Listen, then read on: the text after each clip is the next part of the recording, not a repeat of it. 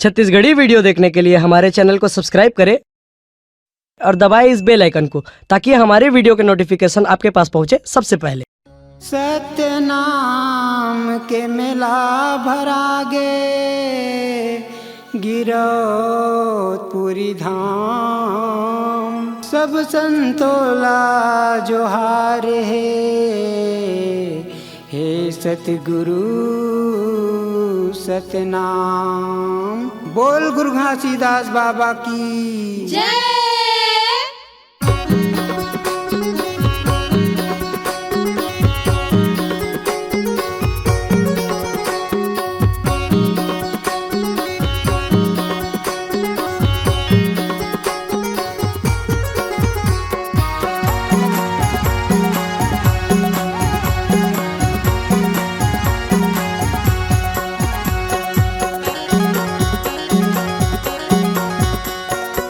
मेला भरा गए दे फागुन के पंचमी बर, मेला भरा गए दे फागुन के पंचमी बर, सादा के झंडा फहराबो चल न जाबो गिरौदपुरी मेला, गुरु गदी माथे नवाबो चल न जाबो गिरौदपुरी मेला, गुरु गदी माथे नवाबो। मेला भरा गए दे फागुन के पंचमी बर, मेला भरा गए दे फागुन के पंचमी बर, सादा के झंडा फहराबो चल न जाबो गिरौदपुरी मेला, गुरु गदी माथे नवाबो चल न जाबो गिरौदपुरी मेला, गुरु गदी माथे नवाबो।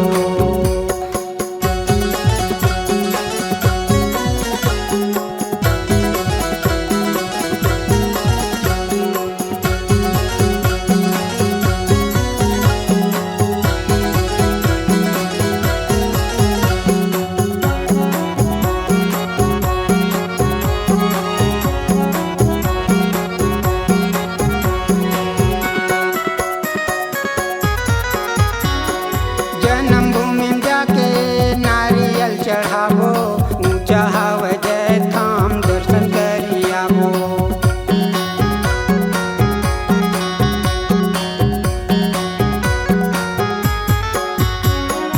जन्मभूमि जाके नारियल चढ़ाबो, ऊंचा हवा जय धाम दर्शन करियाबो, ऊंचा हवा जय धाम दर्शन करियाबो।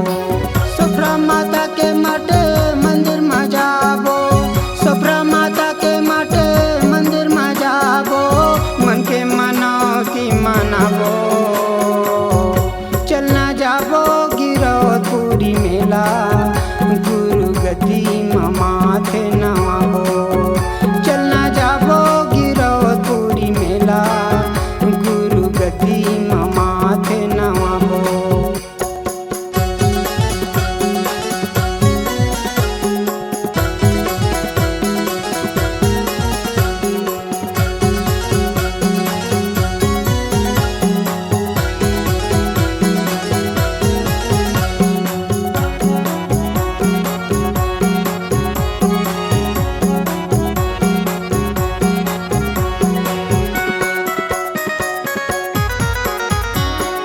चरण कुंड के पानी मतन ला उजराबो, अमृत कुंड ला जाके देखियाबो।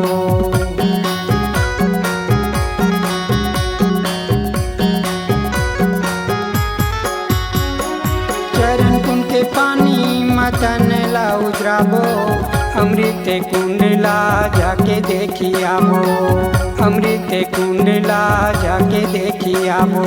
छाता पहाड़ पचे कुंडी बजाबो, छाता पहाड़ पचे कुंडी बजाबो, मन के मनौती मनाबो चल न जाबो गिरौदपुरी मेला, गुरु गदी माथे नवाबो चल न जाबो गिरौदपुरी मेला, गुरु गदी माथे नवाबो। मेला भरा गए दे फागुन के पंच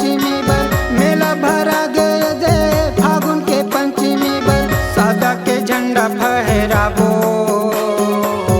चलना जाबो गिरौदपुरी मेला, गुरु गद्दी माथे नवाबो। चलना जाबो गिरौदपुरी मेला, गुरु गद्दी माथे नवाबो। चलना जाबो गिरौदपुरी मेला, गुरु गद्दी माथे नवाबो। चलना जाबो गिरौदपुरी मेला, गुरु गद्दी माथे नवाबो। चलना जाबो गिरौदपुरी मेला, गुरु गद्दी माथे नवाबो।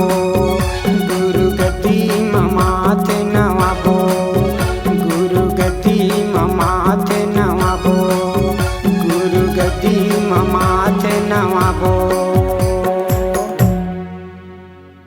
अगर आप अपनी आवाज को एक नया आयाम देना चाहते हैं तो चले आइए मल्टी ट्रैक डिजिटल रिकॉर्डिंग के लिए संपर्क करें HK म्यूजिक कंपनी, कोटा डबरी, चांपा, छत्तीसगढ़।